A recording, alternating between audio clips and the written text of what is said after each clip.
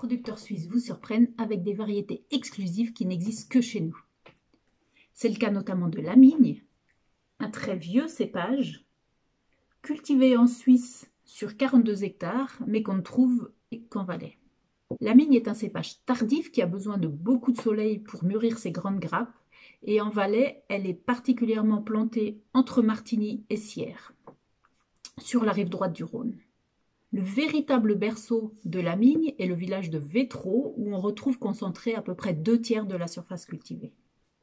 À Vétros, le terroir particulier de moraines glaciaires et de schistes noirs est particulièrement bien adapté au cépage Amigne. 2 mots sur la réglementation Grand Cru. En Valais, la réglementation Grand Cru est du ressort des communes qui chacune peut édicter son propre règlement.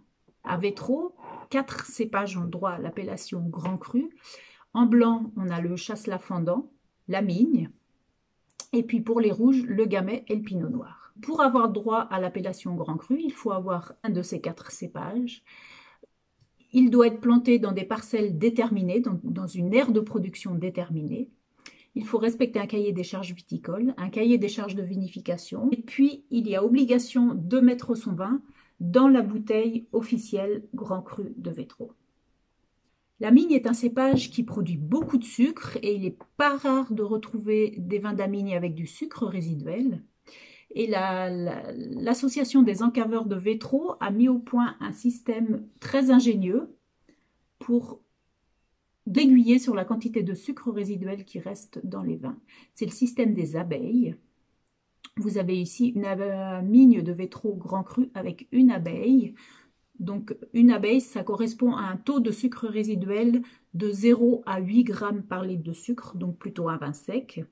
Si vous avez 2 abeilles, vous aurez un vin mi-doux ou légèrement moelleux, entre 9 et 25 grammes par litre de sucre résiduel. Et si vous avez une Amigne, 3 abeilles, donc le vin, ce sera carrément un vin liquoreux, donc avec plus de 25 grammes par litre de sucre résiduel. L'Amigne est un cépage avec une pellicule fine qui se prête aussi très bien à l'élaboration de vendanges tardives, donc de vins liquoreux. Nous allons déguster cette Amigne de Vétros Grand Cru 2018 de la cave du Vieux Moulin.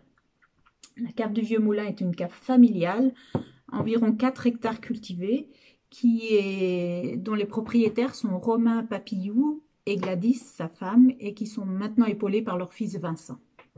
Une cave qui est située en plein dans le village de Vétros, à 2 pas de l'église. La dégustation de cette Amigne 2018.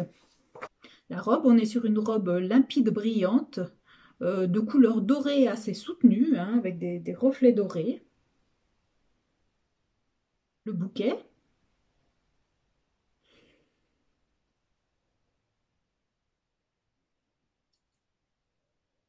On a un bouquet très fin, très typé aussi Amigne, sur les agrumes, le zeste d'orange, le citron vert. Bouquet exclusivement agrumes, tout en finesse.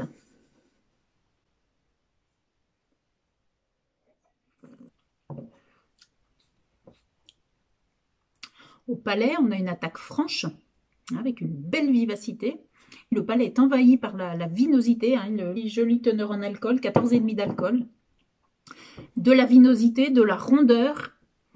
Et on termine par une belle persistance, on termine par une petite note tannique, assez typique aussi du cépage, qui prolonge la persistance aromatique du vin en bouche.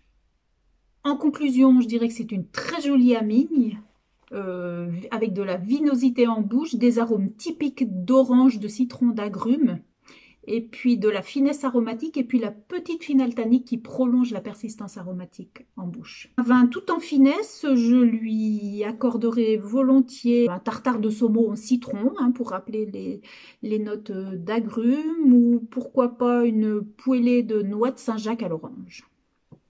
Santé et bon appétit!